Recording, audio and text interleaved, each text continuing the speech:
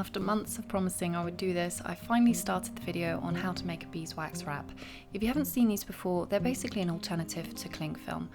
They mold very easily, they're really good for awkward shapes, like if you have a jar that doesn't have a lid or a piece of squash. All you have to do is wrap it around whatever you want to cover, hold it there so that the heat of your hand molds it to take the shape that you want, and then that's pretty much it. They're incredibly easy to use and store, and they'll normally last between 3 to 6 months. You know that it doesn't really work when you can scrunch it up and it starts to unfurl like this, and once it starts to feel a little less like parchment and more like fabric, and it's lost the stiffness that it used to have. Once this happens, what I normally do is I just pop it straight into the compost bin, and it's completely biodegradable, so you don't really have to worry about it. Today I'm going to be using some of the fabrics that I've designed. I already made an old one with the bees pattern that you can see, but this is the one that I was very excited to do, which was my green bugs, and now I finally have some green bug wraps. So all you need is a piece of fabric. If it's got edges which are coming loose and a few threads coming free, don't worry about that. What you need to do is you need to get some pinking shears, and these are shears which just have crocodile teeth. That's how I always describe them, and you just want to cut around the edge. You don't need to do this, it's not entirely necessary. Once the wax is on the fabric, it will hold it pretty well, but this just makes it even less likely that the thread is going to come loose. So I always take the pinking shears around the fabrics and cut them into the shape that I want. Once I've cut the fabric, we're going to be moving on to the beeswax, and you can use whatever kind of beeswax you want. I have pellets, I also have the cubes, but personally I prefer to use the pellets just because it saves me a lot of time. If I want to use any of the cube blocks that I have to take them over a peeler or a shave or anything like that, and it just adds time to a process which I would rather not have time added to, so I prefer the pellets for that.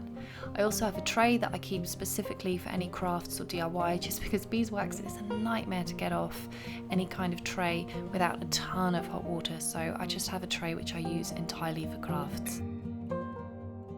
You put the fabric on it, you sprinkle the beeswax, and don't worry if it's not covering everything, because the thing is, once it starts to melt, it's just going to follow the fabric line anyway. So just make sure that you have enough beeswax on the tray, pop it in the oven, and put the oven on a medium to high heat.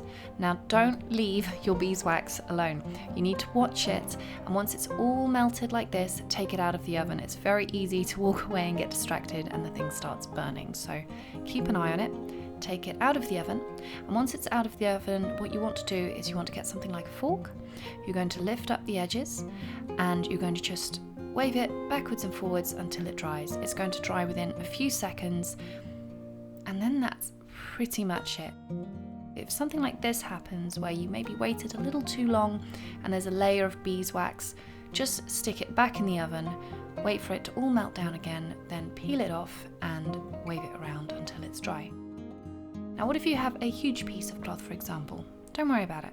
Just fold it over, add a little bit more beeswax than you normally would, because this is going to have to go through a few layers of cloth, so just do that. Stick it in the oven, and then it's pretty much the same process. If you're worried about the edges maybe not getting enough, or somewhere where there's a ridge in the fabric, pop more beeswax underneath it, and then while it's still in the oven, open the door and just go over it with a fork to make sure that that beeswax distributes evenly. Now take it out of the oven.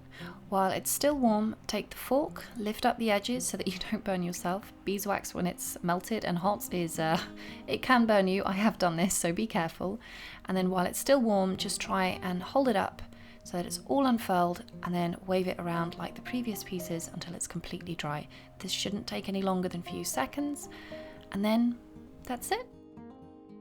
One last thing to mention, if you don't want to cut the beeswax wrap while it's still just fabric and it doesn't have any beeswax on it, you can just wait until the wax is on it and then cut it into the shape that you want. This can be a bit easier because it's stiffer, and just cut a variety of shapes for any jars or any unusual fruit that you regularly eat. Pop it in a drawer to store it, and that's it. You're done.